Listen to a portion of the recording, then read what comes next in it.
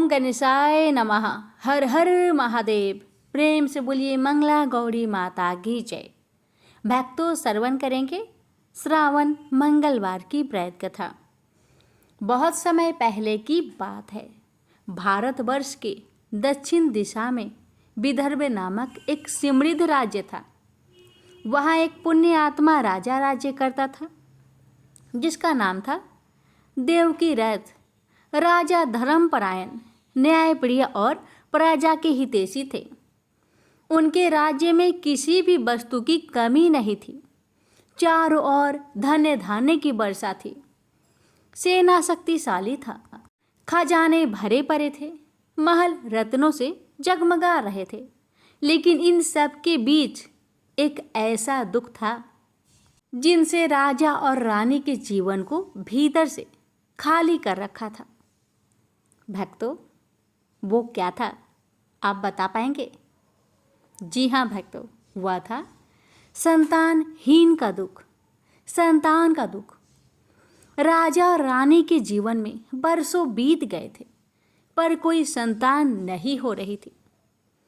राजा जब भी मंदिर जाते, प्रार्थना करते, हे प्रभु, हे माँ, मेरे जीवन को पूर्णता दो, मेरे वंश को आगे बढ़ाने का अवसर दो। रानी भी हर व्रत करती, पूजन करती, लेकिन फिर भी संतान सुख उन्हें नहीं मिल पा रहा था। भक्तों, एक दिन श्रावण मास का आगमन हुआ। सावन की हरियाली, वर्षा की बूंदे, मंदिरों की घंटियां, सब कुछ रानी के मन को छू रहा था। उसी दिन रानी ने एक दृढ़ संकल्प लिया। रानी ने गंगा जल हाथ में लेकर देवी से कहा, हे माँ मंगला गौरी, यदि इस जीवन में आपने मुझे संतान सुख दिया तो मैं संकल्प करती हूँ कि हर साल सावन मास के हर मंगलवार को पूरे विधि विधान से आपका व्रत करूँगी, आपकी कथा सुनूंगी और लोगों को सुनाऊंगी, और हर स्त्री को आपके व्रत की महिमा को बताऊंगी। कृपा कर मुझ पर कृपा करे। इतना प्रार्थना कर रानी फूट फूट कर रोने लगी। ऐसा मानिए कि उसका कलीजा फटा जा रहा हो। उसके आंखों के पानी नहीं रुक रहे थे भक्तों, लेकिन उन आंसुओं में उसके भक्ति में विश्वास और सच्चे संकल्प का शक्ति छिपी थी। कहते हैं, जब कोई भक्त सच्चे मन से माँ से प्रार्थना करता है तो माँ कभी खाली नहीं लौटाती। प्यारे भक्तों, जिसके मन में श्रद्धा सच्ची होती है, माँ मंगला गौरी उसकी हर इच्छा को पूरी करती है। भक्तों, रानी का संकल्प, उसकी भक्ति और माँ मंगला गौरी की कृपा, तीनों ने मिलकर चमत्कार कर दिखाया। भक्तों, कुछ ही महीने के भीतर रानी गर्भवती हो गई और ठीक 9 महीने बाद उसने एक तेजस्वी, सुंदर और दिव्य तेज से युक्त पुत्र को जन्म दिया। उस दिन पूरे विदर्भ देश में जैसे दीपावली मनाई गई हो। राजा देवकी रथ ने आकाश में, धरती में ढेरों दीप जलवाए। नगर के कोने कोने में मिठाइयाँ बांटी गई और मंदिरों में घंटियों की गूंज चारों दिशाओं में गूंजने लगी। राजा ने पुत्र का नाम रखा सिद्धार्थ, यानी जिसका जन्म उद्देश्य पूर्ण हो, सफल हो। रानी ने भी अपने व्रत का पावन वचन नहीं भूला। हर साल सावन के महीने में हर मंगलवार को वो मंगला गौरी माता की पूजा विधि पूर्वक करती थी। कथा कहती, दीप जलाती, सुहागिनों को बुलाकर श्रृंगार देती। उनकी आस्था और समर्पण देखकर राज्य की अन्य रानियां भी माता के व्रत से जुड़ने लगी। साल दर साल बीते और बालक सिद्धार्थ अब युवा हो चला था। भक्तों, वह शांत स्वभाव का था, विनम्र और आज्ञाकारी पुत्र था। उसमें कोई बुराई नहीं थी, लेकिन एक विचित्र बात सबको खटकने लगी। उसके जीवन में जैसे कोई अदृश्य बाधा थी। वह जो भी काम करता, व्यापार, राजनीति, शिक्षा, हर प्रयास अधूरा रह जाता। कई बार उसका विवाह तय होता, रिश्ते आते, मगर बिना किसी कारण के टूट जाते। राजा और रानी परेशान थे। उन्हें समझ नहीं आता था कि जिस पुत्र को देवी की कृपा से पाया, उसके जीवन में इतनी असफलता क्यों? रानी रातों को रोती और माँ मंगला गौरी से पूछती, हे माँ, क्या मेरी श्रद्धा में कमी रह गई? क्यों मेरे पुत्र के भाग्य में इतनी बाधाएं हैं? भक्तों, इसी प्रकार कुछ रातें बीत गए। फिर माँ मंगला गौरी ने रानी को सपने में उत्तर दिया। भक्तों, माँ की कृपा जब उतरती है तो पहले परीक्षा लेती है और जब आशीर्वाद देती है तो भाग्य बदल जाती है। भक्तों, राजमहल में सन्नाटा छा गया। चारों ओर मौन था, लेकिन रानी के हृदय में आंधियाँ चल रही थी। पुत्र के जीवन की विफलताएं देख देख कर अब रानी का हृदय टूटने लगा। उस रात वह चुपचाप देवी मंगला गौरी के मंदिर में गई, दीपक जलाया और आंखों में आंसू भरकर माँ से कहने लगी, हे माँ, तुमने मेरी गोद भरी, यह मेरा सौभाग्य था। मैंने तुझे सच्चे मन से पूजा, बरसों से व्रत किया। अब जब मेरा पुत्र बड़ा हुआ है तो क्यों हर मार्ग बंद है? उसका भाग्य क्यों सोया हुआ है? क्या मेरी भक्ति अधूरी थी? रानी का गला रूठ गया, शब्द टूटने लगे और फिर वही मंदिर में आंसू की बानी बन गए।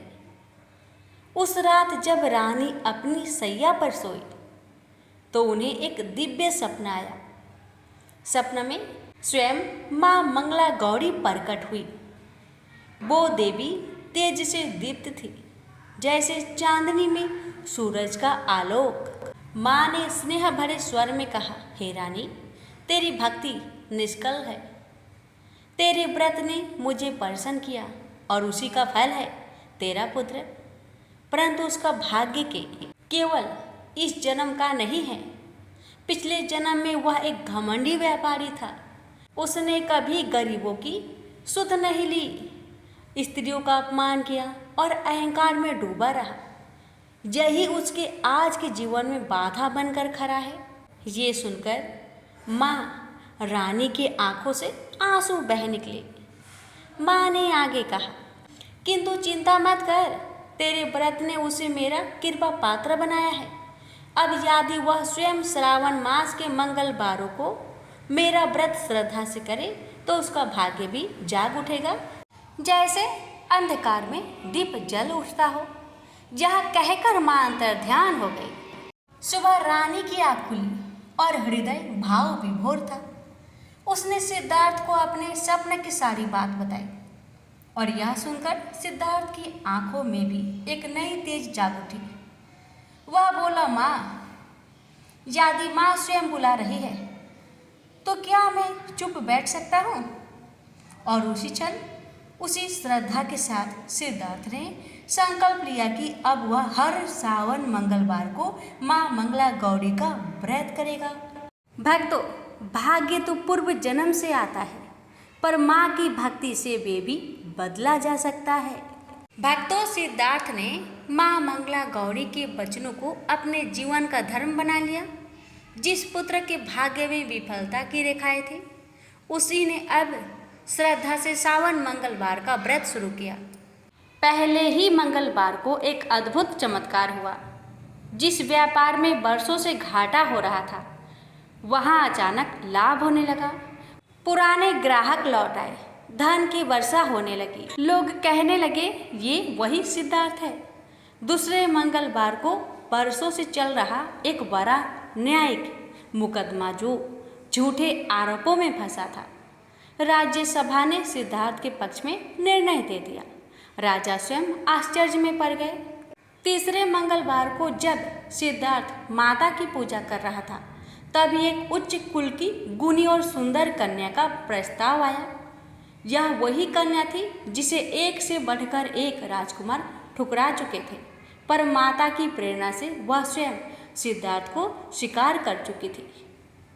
और चौथे मंगलवार को राजा देवकीरथ ने सभा में सबके सामने घोषणा की कि मैं अब वृद्ध हो चला हूँ। आज से राज्य के उत्तराधिकारी के रूप में मैं अपने पुत्र सिद्धार्थ को घोषित करता हूँ। वह अब केवल मेरा नहीं, पूरे विदर्भ का राजकुमार है। सभा में जय घोष हुआ। माँ मंगला गौरी की जय, राजकुमार सिद्धार्थ की जय। उस रात सिद्धार्थ को नींद में एक दिव्य प्रकाश दिखा। उस प्रकाश में माँ मंगला गौरी स्वयं प्रकट हुई। उनका स्वर मधुर था, लेकिन गुजती गहराई तक चला गया। माँ ने कहा, भक्ति से भाग्य बदलता है। मैं सौंदर्य नहीं, श्रद्धा देखती हूँ। मैं सोना नहीं, सच्चा मन देखती हूँ। जिसने मुझे सच्चे मन से पुकारा, मैंने उसे कभी खाली लौटने नहीं दिया। ये सुन सिद्धार्थ की आंखों में आंसू आ गए। उसने हाथ जोड़कर प्रणाम किया। इसके बाद सिद्धार्थ और उसकी पत्नी ने जीवन भर सावन मंगलवार को मंगला गौरी का व्रत किया। राज्य में सुख, शांति और समृद्धि रही और उनके वंश में फिर कभी किसी को दुर्भाग्य ने स्पर्श तक नहीं किया।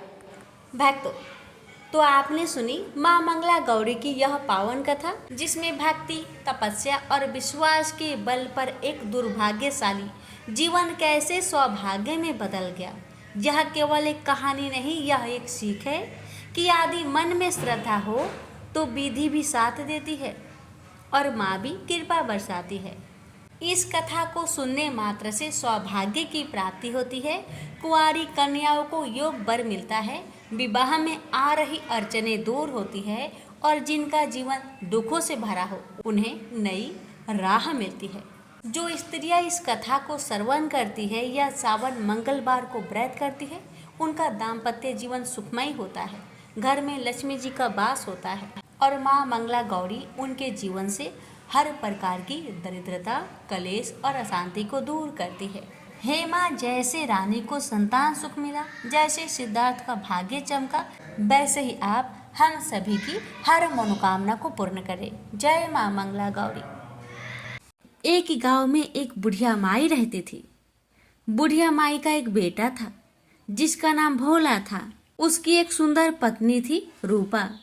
भोला अपनी माँ का बहुत ख्याल रखता था। बहू भी बहुत सीधी थी, लेकिन बुढ़िया माई दिन रात बहू से झगड़ा करती रहती थी। एक दिन बुढ़िया माई ने घर आकर बताया, बहू सुन, मैं शिव जी के मंदिर से आ रही हूँ। वहाँ सब बातें कर रहे थे कि यदि सावन के सोमवार का व्रत कर अगले दिन मंगलवार को मंगला गौरी का व्रत किया जाए तो भोले बाबा और माँ पार्वती की कृपा से तुझे बेटा हो सकता है। तब रूपा ने कहा, लेकिन माँ जी, मैं तो कल केवल सोमवार का व्रत करती हूँ। ठीक है, अब आप कह रही हैं तो इस बार मैं दोनों व्रत करूंगी। बुढ़िया माई केवल उसे परेशान और भूखा रहने के लिए यह सब कह रही थी। उसने आगे कहा, अरे ऐसे व्रत नहीं करना है। दोनों दिन कुएं से 7 घड़े पानी शिवलिंग पर चढ़ाना है। रूपा यह सुनकर परेशान हो गई। उसने कहा, माँ जी, मैंने तो यह सब करते किसी को नहीं देखा। यह सुनकर बुढ़िया माई को क्रोध आ गया।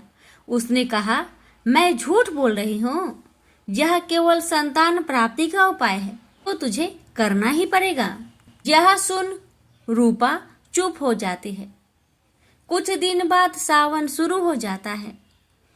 रूपा ने पहले सोमवार को सुबह पूजा पाठ कर व्रत शुरू किया और 7 घड़े पानी कुएं से भरकर शिव जी पर चढ़ा दिए। कुआं मंदिर से काफी दूर था, इसलिए उसे काफी समय लग गया। यह सब करने में शाम को जब रूपा वापस आई तो देखा भोला बहुत गुस्से से घर के बाहर बैठा है। रूपा के पूछने पर उसने गुस्से में कहा, कहाँ चली गई थी? इतनी देर लगती है जल चढ़ाने में? घर में मेरी माँ भूखी बैठी है और तू घूम घूम कर पूरा गांव देख रही है। यह कहकर भोला ने उसे मारा। रूपा मार खाकर बिना कुछ खाए सो गई। अगले दिन उसकी सास ने कहा, बहू, आज फिर से तुझे जल चढ़ाना है। यह सुनकर रूपा ने कहा, माँ जी, कल से मैंने कुछ नहीं खाया है और इनकी मार से मेरा पूरा शरीर दुख रहा है। आज मैं कलश कैसे उठा पाऊंगी? यह सुनकर बुढ़िया ने कहा, कुछ भी कर ले, लेकिन यह तो तुझे करना ही पड़ेगा। रूपा पूजा करने चल दी। मंदिर में पूजा करने के बाद वह कुएं पर आई। बड़ी मुश्किल से उसने पहला कलश भरा और चल दी। लेकिन कुछ दूर चलने पर वह गिर पड़ी और उसका मटका भी टूट गया। रूपा एक पेड़ के नीचे बैठकर रोने लगी। तभी वहां एक साध्वी आई। उसने कहा, बेटी क्यों रो रही हो? रूपा ने रोते हुए सारी बात बता दी। उसकी बात सुनकर साध्वी ने कहा, बेटी तू एक काम कर, एक लोटा जल ले और उसमें 7 बार थोड़ा थोड़ा शिवलिंग पर जल चढ़ा देना और घर जाकर अपनी सास से कहना, मैंने जल चढ़ा दिया। रूपा ने कहा, लेकिन यह तो झूठ होगा, मेरा मटका भी टूट गया। तब साध्वी ने कहा, ये ले लोटा, इसमें जल भर कर चढ़ा दे और इसे घर ले जाना, लेकिन छिपा कर रख देना। रूपा ने ऐसा ही किया। दोपहर को वह घर पहुंच गई। बुढ़िया माई के पूछने पर उसने वही बात बता दिया जो साध्वी जी ने बताया था। शाम को माँ मंगला की पूजा कर उपवास पूरा किया। इसी तरह 2 मंगला गौरी व्रत पूरे हो गए। लेकिन जब तीसरे व्रत की बारी आई तो बुढ़िया माई चुपचाप रूपा के पीछे गई। उसने सब देख लिया। बुढ़िया माई ने घर आकर अपने बेटे को सब बता दिया। भोला ने फिर रूपा को मारने के लिए जैसे ही हाथ उठाया, माँ पार्वती प्रकट हो गई। उन्होंने कहा, रुक जा भोला। यह सुनकर भोला रुक गया। बुढ़िया माई माँ पार्वती के पैरों पर गिर गई। भोला भी माफी मांगने लगा। माँ पार्वती ने कहा, माफी मांगनी है तो इससे मांग जो तेरे और तेरी माँ के जुल्म सहकर भी पत्नी धर्म निभा रही है। भोला ने रूपा से माफी मांगी। बुढ़िया माई ने कहा, बेटी मुझे माफ कर दे, तुझे परेशान करने के चक्कर में मैंने यह सब किया था। रूपा ने कहा, माँ इस संसार से मेरा मन भर गया है, आप मुझे अपने साथ ले चलिए। पार्वती जी ने कहा, ठीक है, आज से तू मेरी कृपा से जंगल में एक आश्रम बनाकर भक्ति करेगी, लेकिन इन दोनों को सजा मिलेगी। रूपा ने कहा, माँ इन्हें माफ कर दीजिए। यह सुनकर माँ पार्वती ने कहा, आज तुम्हारी बहू के कारण तुम्हें जीवन दान मिलता है। जाओ इस लोटे को रख लो, तुम्हारे परिवार में कभी अन्न धन की कमी नहीं होगी। लेकिन मैं अपनी बेटी को साथ ले जा रही हूँ। माँ की कृपा से रूपा ने एक आश्रम बनवाया जिसमें बहुत सी स्त्रियां जो घर में दुखी थी आकर भगवान की भक्ति करने लगी। प्रेम से बोलिए, मंगला गौरी माता जी की जय हो।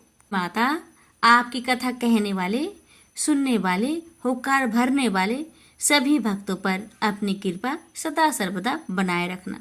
प्रेम से बोलिए, मंगला गौरी मैया की जय। प्राचीन काल में कुरु देश में श्रुत कीर्ति नामक एक राजा शास्त्र ज्ञाता, कीर्तिमान तथा शत्रु रहित था। वह 64 कलाओं को जानने वाला तथा धनुर्विद्या में निपुण था। उसके यहाँ संसार की किसी वस्तु की कमी न थी। कमी थी तो केवल एक संतान की। संतान प्राप्ति के लिए वह दिन रात यत्न करता था। उसने संतान के लिए देवी की आराधना भी की। एक दिन देवी ने उसकी आराधना से प्रसन्न होकर उसे साक्षात दर्शन दिए और कहा, हे श्रुत कीर्ति, वर मांगो। राजा श्रुत कीर्ति ने कहा, माँ यदि आप मुझ पर प्रसन्न हैं तो मुझे एक पुत्र दीजिए।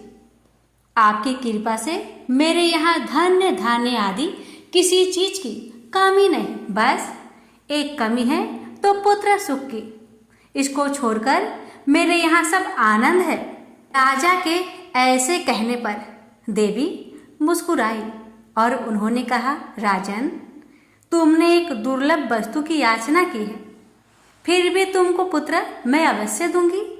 लेकिन तुम मेरी बात को ध्यान देकर सुनो। तुम्हारे यहाँ जो पुत्र होगा वह बहुत गुणवान होगा, किंतु वह 16 वर्ष से अधिक जीवित नहीं रहेगा। हाँ, यदि एक सुंदर अथवा विद्या विहीन पुत्र होगा तो वह बहुत समय तक जीवित रहेगा। देवी की बात सुनकर राजा चिंता में पड़ गया और माता की बात अपनी पत्नी को बताया। कहा, हे रानी, माता रानी ने कहा है, अगर मैं गुणवान पुत्र का मांग करता हूँ तो वह 16 वर्ष तक जीवित रहेगा। अगर अनपढ़ गंवार पुत्र की मांग करता हूँ तो वह दीर्घ काल तक जीवित रहेगा। अब तुम बताओ, मैं क्या करूँ और क्या मांगूँ? बहुत सोच विचार करके राजा ने गुणी, संपूर्ण लक्षण युक्त 16 वर्ष की आयु वाला पुत्र मांगा। देवी ने कहा, राजा, मेरे मंदिर के मुख्य द्वार पर आम का पेड़ है। मेरी आज्ञा है कि तुम उस पेड़ से एक आम तोड़कर अपनी रानी को खाने के लिए दे दो, और उसको खाने से ही रानी का गर्भ अवश्य ठहरेगा। राजा ने परेशान होकर देवी के मंदिर के मुख्य द्वार पर जो आम का पेड़ था वहां से एक आम तोड़कर अपनी पत्नी को खाने के लिए दिया। रानी ने भी माँ मंगला गौरी के आदेश अनुसार फल खाया और 10 मास के पश्चात उसके यहाँ देव पुत्र तुल्य पुत्र पैदा हुआ। हर्ष शोक से संपन्न राजा ने राजकुमार का कर्म आदि संस्कार करवाया और भगवान सदाशिव का ध्यान धरकर उसका नाम चिरायु रखा। लड़का अपने माता पिता की देख रेख में चांद की तरह बढ़ने लगा। दिन बीतते चले गए और उसका 16वां वर्ष आरंभ हो गया। राजा रानी दोनों को चिंता सताने लगी। राजा ने सोचा, मैंने यह पुत्र बड़े कष्ट से प्राप्त किया है। अपनी आंखों के सामने इसका मृत्यु कैसे देख सकूंगा, कैसे सह सकूंगा? यह विचार करके उसने राजकुमार को उसके मामा के साथ काशी में भेज दिया। जाने के समय रानी ने अपने भाई से कहा, भाई, तुम कार्पटिक भेष धारण करके राजकुमार को काशी ले जाओ। मैंने इसके जन्म से पूर्व भगवान श्री सदाशिव से प्रार्थना की थी कि हे प्रभु, पुत्र प्राप्ति पर मैं उसे जगत पिता की यात्रा के लिए भेजूंगी। इसको इसी समय काशी ले जाओ। इसकी देह प्राण की रक्षा करना। रानी का भाई अपनी बहन की बात सुनकर भांजे को साथ लेकर काशी चला गया। कई दिन की यात्रा के पश्चात वह आनंद नगर पहुंचा। वहां पर वीरसेन नाम का एक राजा राज्य करता था, जो कि शास्त्र ज्ञाता, कीर्तिमान तथा शत्रु रहित था। उस राजा की कन्या मंगल गौरी अपने रूप लावण्य के कारण चहु और प्रसिद्ध थी। मानो वह राजकुमारी आकाश के चांद की तुलना में धरती की चांद थी।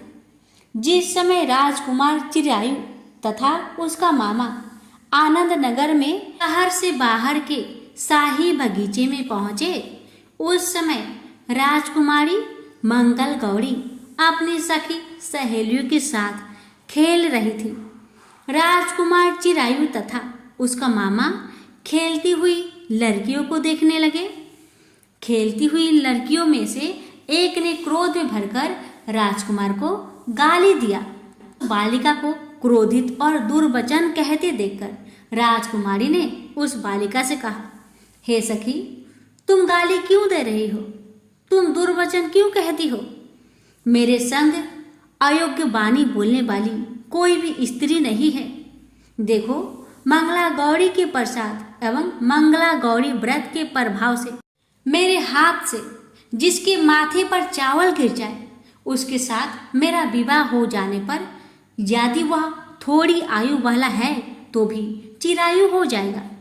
इसके बाद सब बालिकाएं अपने अपने घर को लौट गई। उस दिन राजकुमारी का विवाह वाहिक देश के ढिंड धर्मा राजा के पुत्र सुकेतु नाम वाले राजकुमार से होने वाला था। लेकिन सुकेतु मूर्ख, कुरूप तथा बहरा था। वर पक्ष वाले उसकी बजाय विवाह मंडप में अन्य अच्छा वर ले जाने की इच्छा प्रकट कर चुके थे। विवाह के पश्चात सुकेतु के बजाय प्रस्तुत वर को भगा दिया जाएगा और सुकेतु वाहिक देश को अपनी पत्नी लेकर लौट जाएगा। ऐसा विचार करके वर पक्ष के कुछ आदमी चिरायु के पास जाकर उसके मामा से कहने लगे, यह बालक तुम हमें दे दो, इसके द्वारा हमारा कार्य सिद्ध होने वाला है। इस भूमि पर परोपकार जैसा अन्य कोई धर्म नहीं है। उन लोगों की बात सुनकर चिरायु का मामा प्रसन्न हो गया, क्योंकि वह बगीचे में मंगल गौरी की बात सुन चुका था। उसने वर पक्ष वालों से कहा, आप लोग इस लड़के को क्यों चाहते हैं? विवाह के लिए वस्त्र गहने आदि तो मांगे जा सकते हैं, लेकिन कोई वर थोड़े ही मांगा जाता है। फिर भी मैं आपकी बात रखता हुआ लड़का को दे रहा हूँ। वर पक्ष राजकुमार चिरायु को विवाह मंडप में ले गए और विवाह के कार्य सिद्ध हो गया। जब सप्तपदी आदि कार्य होने के बाद रात में राजकुमार मंगल गौरी के साथ सोया, तभी उसका 16वां वर्ष समाप्त हो रहा था। ठीक उसी समय काल साप के रूप में वहां आया। संयोगवश उसी समय राजकुमारी की नींद खुल गई और वह सांप को देखकर मारे भय के कांपने लगी। फिर उसने भय त्याग कर सांप की पूजा की, पीने के लिए उसे बहुत सा दूध दिया, प्रार्थना की दीन वाणी से, उसकी स्तुति की। मंगल गौरी ने कहा, मैं उत्तम व्रत करूंगी, मेरे पतिदेव जीवित हो जाए और चिरंजीवी हो। देखते ही देखते सांप कमंडल में प्रवेश कर गया। अपनी कुछ की चोली से राजकुमारी ने कमंडल का मुख बांध दिया। उस समय राजकुमार अपने शरीर के अंगों को ऐंठते हुए जागकर उठकर बैठ गया। उसने राजकुमारी से कहा, मुझे बहुत भूख लगी है। राजकुमारी ने माता के समीप जाकर लड्डू आदि लाकर राजकुमार को खाने के लिए दिए। राजकुमार ने प्रसन्न होकर भोजन किया। हाथ धोते समय उसके हाथ से अंगूठी गिर गई। वह पान खाकर दोबारा सो गया। उसके सोने के बाद राजकुमारी कमंडल को बाहर फेंकने के लिए गई, लेकिन विधि के विधान से बाहर जाते समय चमकते हुए हार की चमक देखकर चकित रह गई। उसने उस घट में स्थित हार को अपने गले में पहन लिया। थोड़ी रात बाकी रहने पर चिरायु का मामा आकर उसे ले गया। चिरायु के जाने के बाद वर पक्षजन सुकेतु को वहां ले आए। मंगल गौरी ने जब सुकेतु को देखा तो कहा, यह मेरा पति नहीं है। इस पर वर पक्षजनों ने राजकुमारी से कहा, हे देवी, यह तुम क्या कह रही हो? यदि कोई पहचान हो तो कहो।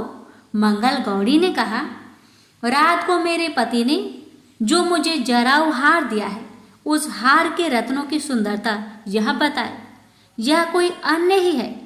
रात्रि में आम्र सेजन के समय मेरे पति का केसरयुक्त पद मेरी जांघ में लगा हुआ है। लोग उसे देखो। रात के समय मेरे और मेरे पति के बीच जो बातचीत हुई है और हमने क्या भोजन किया था, ये भी बतलाए तो यह मेरा पति होगा। मंगल गौरी की बात सुनकर वर पक्ष जनों ने कहा, ठीक है, लेकिन सुकेतु उपरोक्त प्रश्नों में से किसी एक का भी उत्तर नहीं दे सका। इस पर कन्या पक्ष वालों ने उसके साथ राजकुमारी को भेजने से इनकार कर दिया और वर पक्ष जन अपना सा मुंह लेकर जैसे आए थे वैसे ही लौट गए। मंगल गौरी के पिता महाराजा वीरसेन ने प्रसन्न होकर एक महान यज्ञ रचाया। उसने ये भी सुना कि वर पक्ष जन किस प्रकार अपने कुरूप राजकुमार के बजाय किसी अन्य सुंदर युवक को विवाह के मंडप में ले आए थे और उसके साथ मंगल गौरी का विवाह हुआ था। अब मंगल गौरी राजमहल के बरामदे में एक जिक्र की ओट में बैठ गई और प्रत्येक आते जाते यात्री को देखने लगी, ताकि उनमें कहीं उसे चिरायु दिखाई दे जाए। उधर चिरायु भी अपनी ससुराल का हाल जानने के लिए अपने मामा के साथ वहां आ पहुंचा। जो ही वह चिक के सामने से गुजरा, मंगल गौरी ने उसे देखकर कहा, पिताजी, मेरे पति आ गए हैं। राजा ने तुरंत ही मामा भांजे को राजभवन के भीतर बुलवा भेजा। मंगल गौरी की बताई हुई सब निशानियां चिरायु में मौजूद थी। राजा ने वस्त्र भरण अवश्य, गज रथ तथा अन्य बहुत सी चीजों के साथ मंगल गौरी चिरायु के साथ कर दी। उसके बाद चिरायु राजा वीरसेन से विदा होकर अपनी पत्नी एवं मामा के साथ कुल नंदन सेना सहित अपने नगर को गया। जब उसके माता पिता ने लोगों के मुख से उसकी वापस आने की बातें सुनी तो उन्हें इस बात का विश्वास ही नहीं हुआ।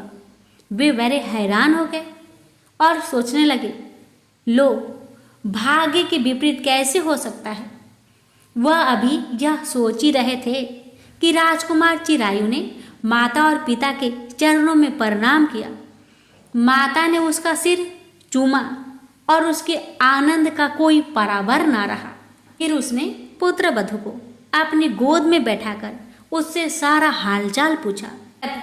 मंगल गौरी ने उनको व्रत का महात्म्य तथा पिछला समस्त घटनाक्रम बतलाया। मंगला गौरी के कारण ही तभी से यह व्रत मंगल गौरी के नाम से प्रसिद्ध हुआ। ये जो कोई भी सुनेगा अथवा इसका कीर्तन करेगा उसके सभी मनोरथ सिद्ध हो जाएंगे। से बोलिए मंगला गौरी माता की जय हो। मंगला गौरी की आरती। जय मंगला गौरी माता, जय मंगला गौरी माता, ब्रह्म सनातन देवी शुभ फल कदा दाता। जय मंगला गौरी माता, जय मंगला गौरी माता, और कुल पद्म विनाशनी जय सेवक त्राता। जग जीवन जगदम्बा हरिहर गुण गाता। जय मंगला गौरी माता, जय मंगला गौरी माता। सिंह को वाहन साजे कुंडल है हाथ देव बांधो, जह गावत नित्य करता था। जय मंगला गौरी माता, जय मंगला गौरी माता।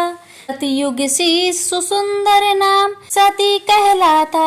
हिमाचल घर जन्मी सखियन रंगीराता। जय मंगला गौरी माता, जय मंगला गौरी माता। शुभ निशुभ बिदारे हिमाचल श्वेता। सहस भुजा तनु धरि के चक्र लियो हाथा। जय मंगला गौरी माता, जय मंगला गौरी माता। सृष्टि रूप तू ही जननी संग रंग राता।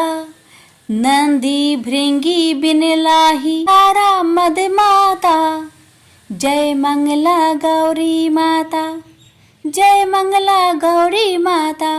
देवन अरज करत हम चित को लाता। गावत दे दे ताली मन में रंग राता। जय मंगला गौरी माता, जय मंगला गौरी माता। मंगला गौरी माता की आरती जो कोई गाता, सदा सुख संपत्ति पाता। प्रेम से बोलिए मंगला गौरी माता की जय। माता सबका कल्याण करे।